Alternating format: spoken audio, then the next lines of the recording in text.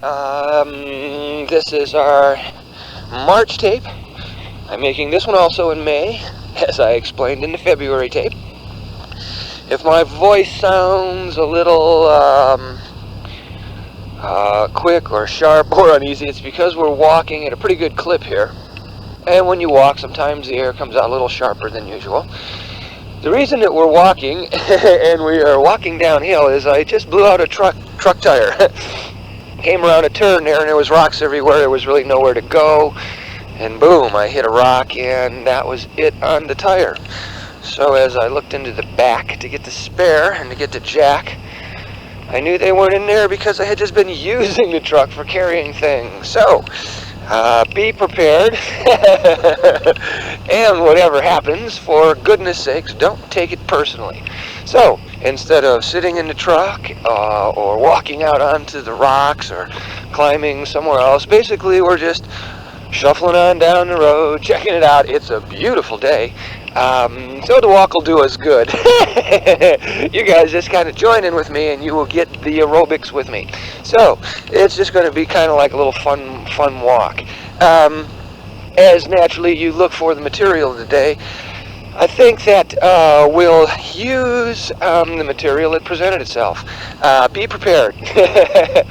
Being prepared is important because it can give you certain advantages. However, when you've learned to not take it personally, you will find that advantages or not, it really doesn't matter. However, there are it is more fun when you are prepared. So let's take a look at the preparation thing and what I meant by the whole statement.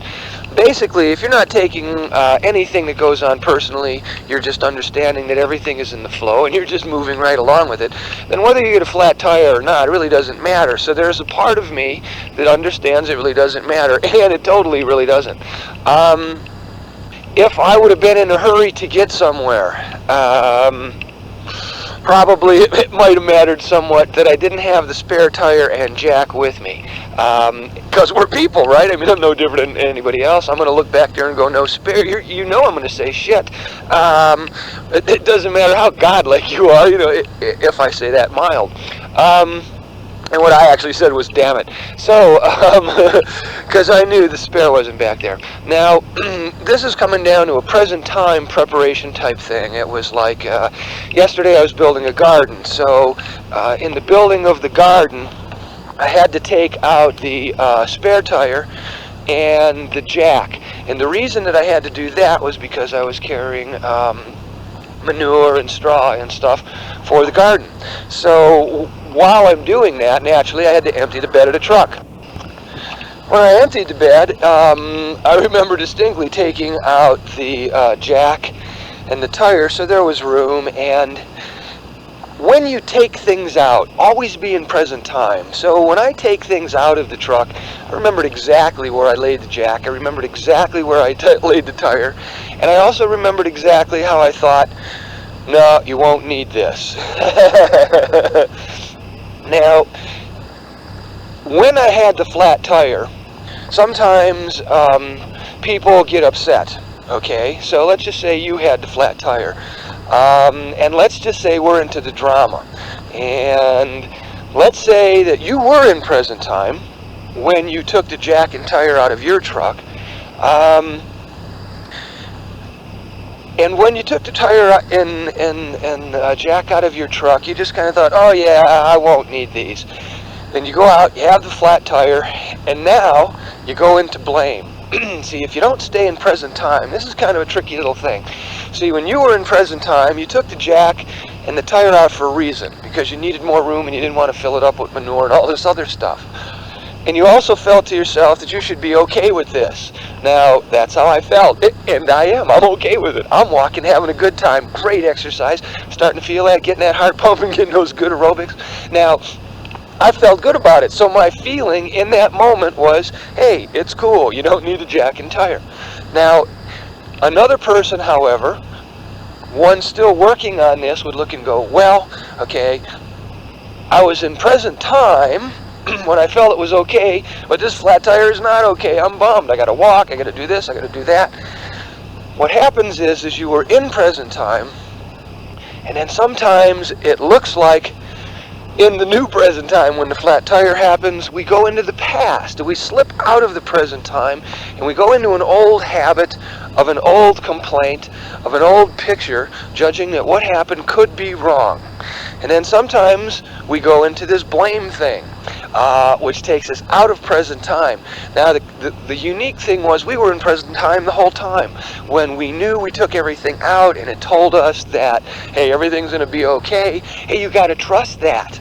See, and if you can just trust that, when the flat tire happens, you go, well, hey, it's still okay because that's what I affirmed. So rather than buying into a negative picture of it, you just work with it.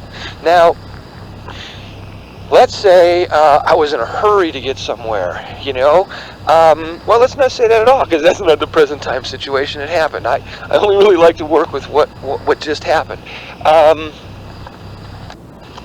So basically then, in the situation that we have, let me repeat that again. Basically, in the situation that we have, we were in present time when we took the jack and tire out because we had the perception in a futuristic point of view in the present time that everything would be okay. Flat tire came along. I decided that because I knew it was perfect, the walk was great, everything was working great for me, and so everything flowed smooth, other than a damn it, when the tire went flat, because I knew I didn't have the spare and I knew I was going to end up walking. But staying out of blame was the key, and now I see how perfect it was, because it gives me like the perfect tape to make. I still am in present time, doing the thing, hanging out. What I haven't done is gone into the future to find out what I was going to do when I get back down to the bottom of the mountain. Because by going too far into the future then, and starting to perceive that, that starts to limit the things that could happen. Somebody's liable to come down the mountain. So, I could theoretically get a ride and things would happen differently. So what I do is stay right here, right now, work what it is, and don't judge it, because I knew it was going to be perfect. So whatever this walk is doing, it is a great, fabulous thing for me, rather than, oh, bummer, I have a flat tire. So that's kind of like a little simple example there of be prepared. And, in the preparation, you knew you did everything right. You knew that the tires would be okay. Well, you knew you wouldn't need the jack or whatever, even though you do. You understand what I'm trying to say? I'm kind of having I believe I'm hitting the point. You were in present time. The only thing that brought you out of present time is when you judged that you got a flat tire. If you didn't judge you got a flat tire, you continuously stayed in present time, and instead of going into blame, which would have been something that would have pulled you into the past, you don't. You enjoy the still present moment of the walk and everything else, which opens up you to a free flow for the day, rather than, oh wow, my day started out with a flat tire, this is a bummer, this is that, because then you can go into the future in the present moment and really do a lot of things there, especially from the negative point of view. Because if you go, well, I've got a bad tire, and you start your whole day out and you can't shake that feeling, present time is basically gone for you, other than that moment when you created in the present moment a complete day of the pits. So you were in present moment for a split second because you made your day be just garbage for you. And then that was the last blast of that present moment space. And that's how the future is dictated in the present. That's how you get caught in the future. See, in the past you would have got caught in the blame, and in the future that's how you get caught. It's sort of like once the action then happens, what we do is we put all of these pictures on the action, like the flat tire. Okay, the flat tire is a bummer. Now I got to do this. Now I got to do that. Okay, bummer on that.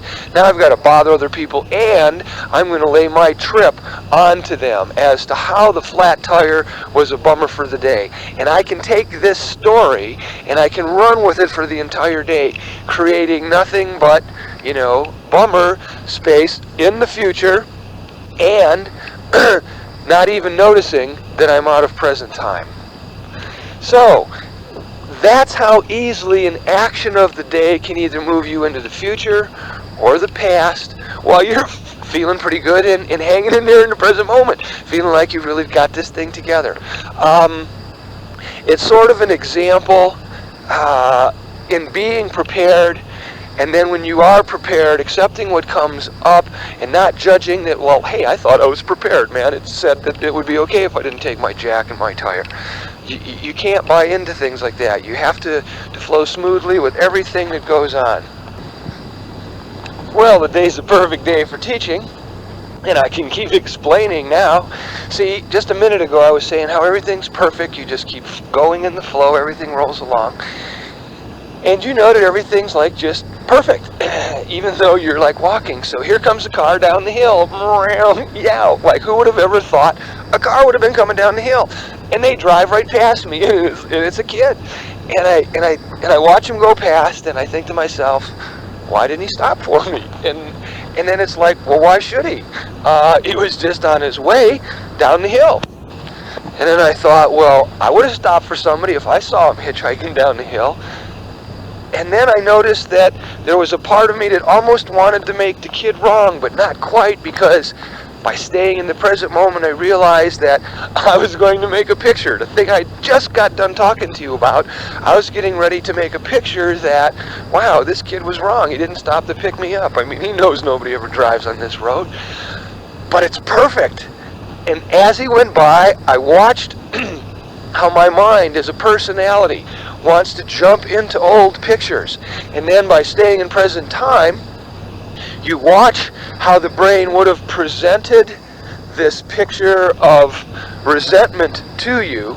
You would have got into a feeling of less than because you think that you're a high good person and this person just drove past you, and you buy into the God brain part and you start making this other person wrong, and then you transfer your frustration of a flat tire and a misjudgment in your evaluation and you project it onto another person. That's when I caught myself actually doing that. Now, what I've observed by staying in present time is that every situation, every split second of the day creates something new, something exciting to watch. How you work in the universe, how you perceive things. And I noticed that, hey, I was almost going to go with a judgment that I was a good person and that person should have stopped and picked me up because I would have done it to somebody else. And how absurd. Whatever anybody does is perfect. I mean, you can't judge stuff like that. That's ridiculous. And so this is another thing on how I stay in present time. And eliminate concepts and judgments that we have that we have inside of ourselves that we don't even notice or see anything about. There's another vehicle. He is going the other way though. It'd been great if I was going uphill. This walk is great. How are you guys feeling? Heart pumping? Yeah, acceleration. Well, this is kind of a new one. I walk a lot sometimes on tapes, but this is like on the road going downhill. So this is kind of an unusual thing. While I'm hanging out here, and tell you what, now that we're on the road, we'll just watch as the world comes by us and see, what happens and how to stay in present time of whatever. See, I could have taken the person not picking me up as a bummer, just like the tire, but the key is, whatever it is, stay clear. Now, when we're hanging out in reality, we got stuff coming coming at us like this, 100 times in an hour, you think? Or something's here, somebody's saying something there, employee turns around, we kind of look at him and go, God, what an asshole.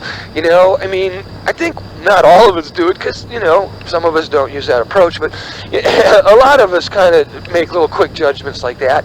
And the instant you start to make one of them, man, you have got to slam on the brakes. You have got to pull yourself back into present time. Because remember, whatever thought, whatever little judgment you put out there, man, that baby reinforces itself to come back into you. And the whole key in getting to God is to start eliminating those things so that the veils and the values that we place on things that keep us from lifting the veils to the essence of God. I mean, this is what we're working on. It's these little tiny judgments that we don't even think are judgments or anything that, kind of keep us on this physical plane. Now, I've observed that by staying in present time and staying out of the judgments and staying out of saying stuff like that and staying out of expectations and just working on that stuff continuously, I tell you, as a personality, I'm happier. It's not that I'm even happy. It's just when you start to get so clear, it's a joy to work on yourself. Do you know what I mean? It's sort of like, wow, check it out. Didn't you just caught yourself doing this again? Oh, wow, man, and you got through it. It's like you're doing that all day long. And you're not really doing anything but enjoying every split second of the day to its fullest. I mean, life is supposed to be fun, and when we live it, we're supposed to be enjoying it. And I find that the rushes that we get from the physical plane, like new cars or a house or going out or having a party or any of those things, they're good, but they all deal with the pictures of the physical plane that I think make fun. When I'm really in the God thing, having a good time and like just being, the thing that you work for. And remember, your personality is there enjoying this because it's not into judgment and it's not into this other stuff. So your personality is just sitting there observing itself, constantly pay attention and not correct itself, but improve itself continuously in clearing the attachments to ideas and concepts that make us believe we should have a plus or a minus effect from things. Staying in the present moment, we get to enjoy the pleasure of letting go of attachments and feeling a pure essence of joy that comes over you when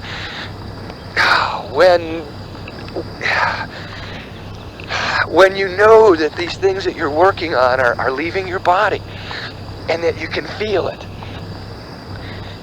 And there's nothing more greater than the joy that with this less attachment that you've just gotten yourself past, that's one split second more in the day you've got to think about God, which is like the whole point. See, on the physical plane, we make utensils to save us time, so they become time-saving utensils. Come a few more cars going up the other way, so you might hear them in the background. Actually, quite a few.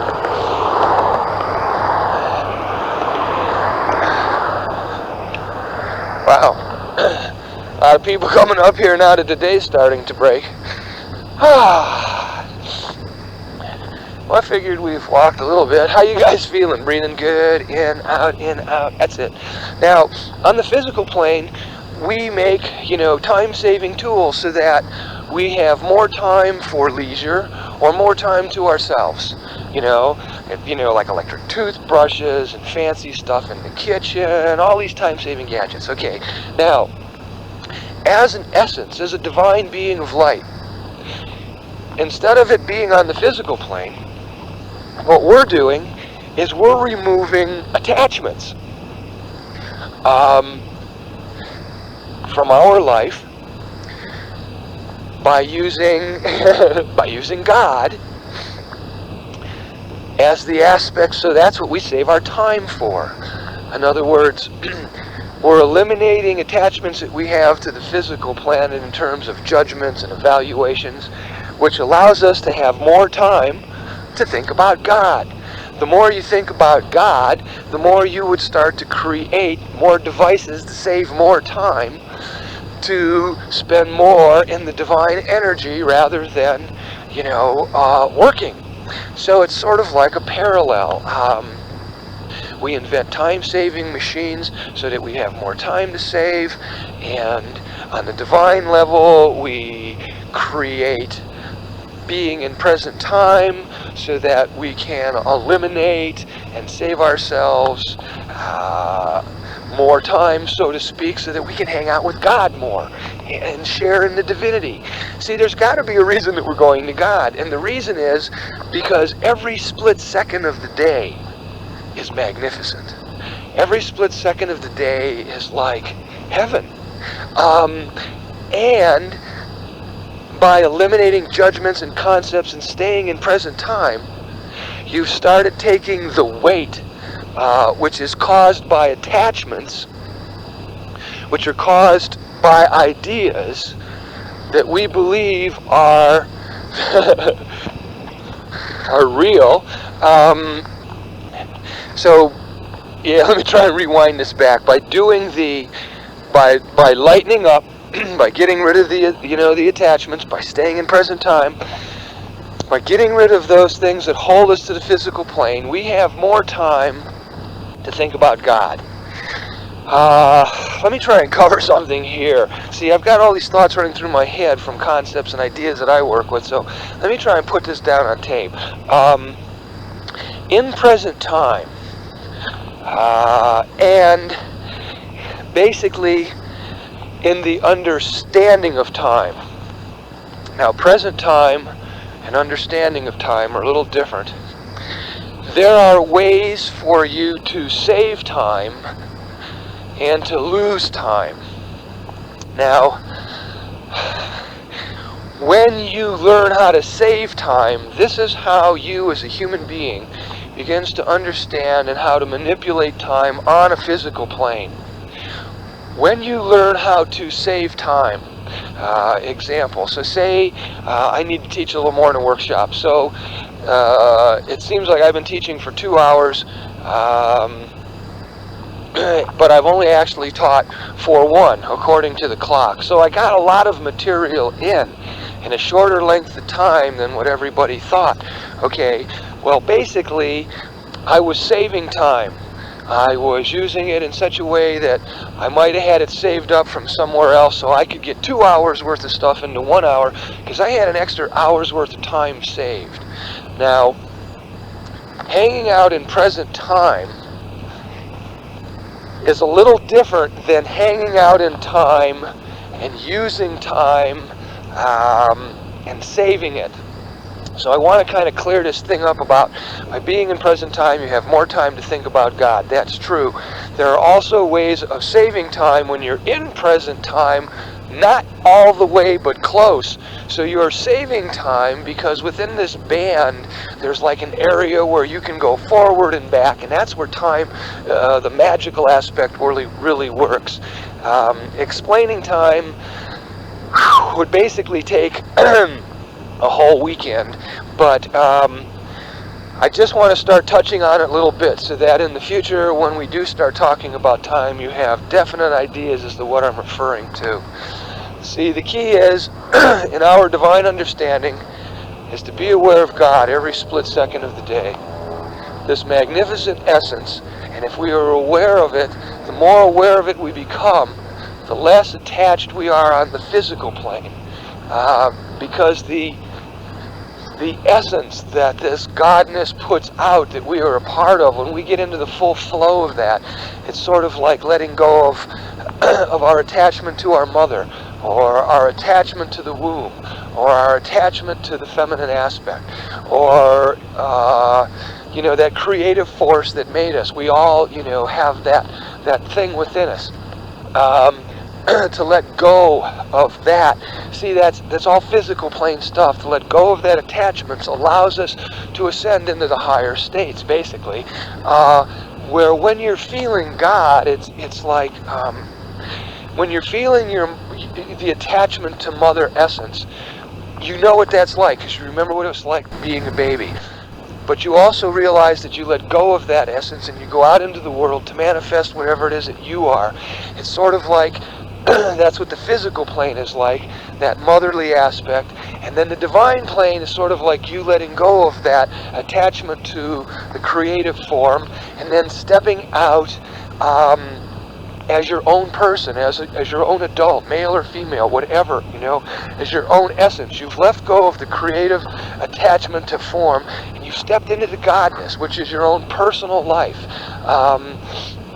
The attachment to form is left, and all of a sudden, you're like, when you let go of the creative form and you let go of your parent and you step out into the world, that experience is the same as when you develop yourself, and you realize that your habits and your attachments on the physical plane keep you attached here, and you'd rather be thinking of God, and all of a sudden there comes that time where you start to get a handle in present time on how to let go of attachments, and you start letting go of them, and all of a sudden it's like you start taking your step into the life of God, sort of like when you left your mom and started becoming, like a 1-year-old or 2-year-old, and you started to walk. You were out there on your own, using it for stability and using it for knowledge, until finally, you flew out of the nest at 18 or whatever it was.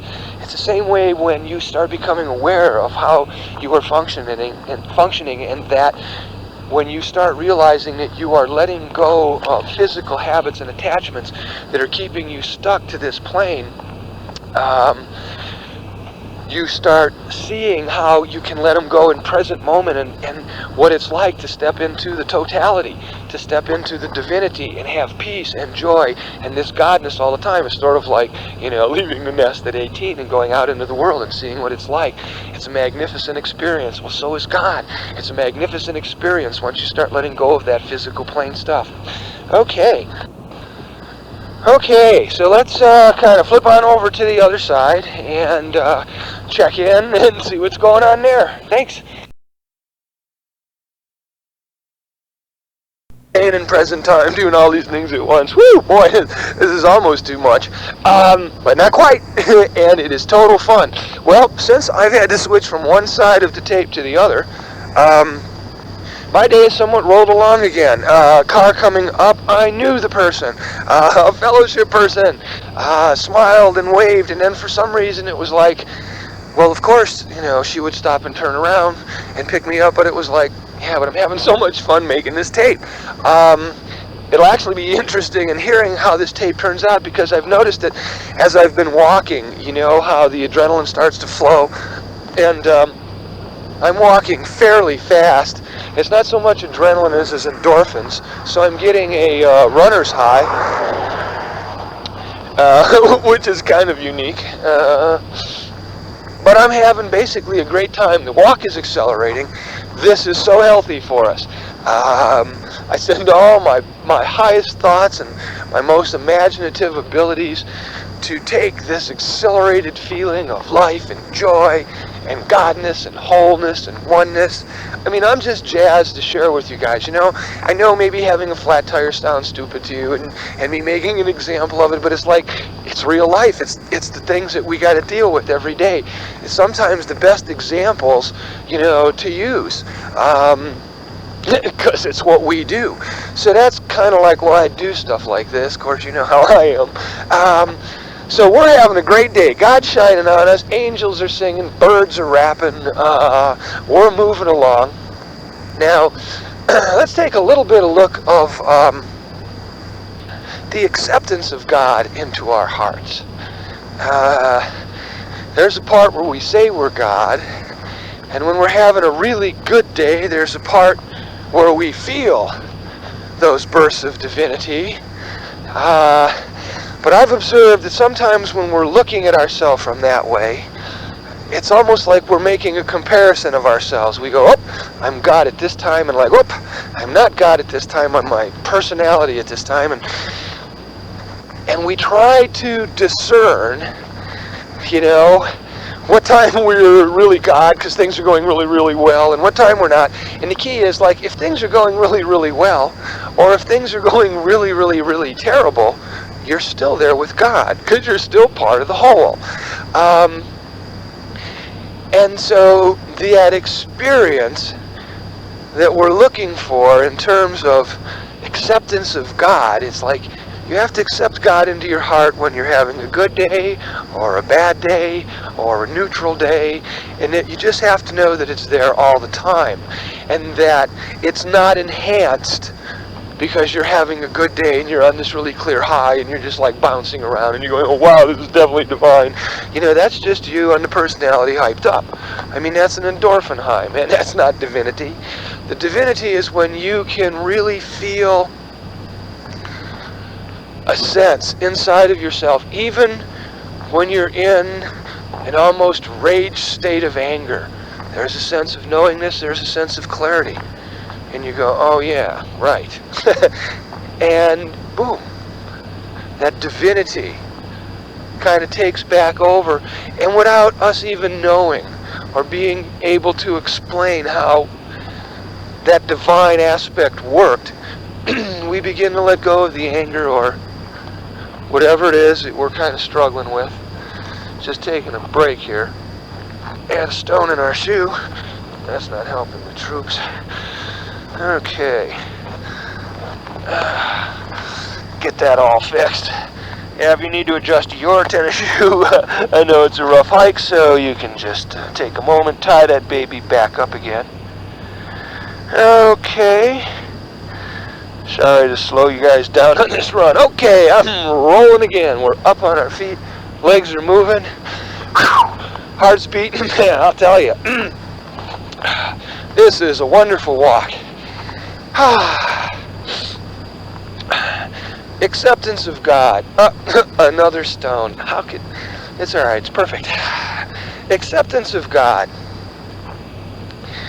I think sometimes when we're having a good day, that's what we like to feel like God really is. Because everything feels so good. But you gotta remember that even the feelings are illusionary. See, sometimes we think, well, the feelings are clearer. No, the feelings are as illusionary as the physical plane are. If you notice, those are the two planes you hang out in. Other than the God aspect, I mean, there's this reincarnation thing. You're either in the feeling or the physical. So it seems to me we're trying to break both of those patterns, not just one. Because physically, we're in both of them. You know what I mean? And in our other dimensions, we're in both of them. So I'm presuming you want to break the whole thing.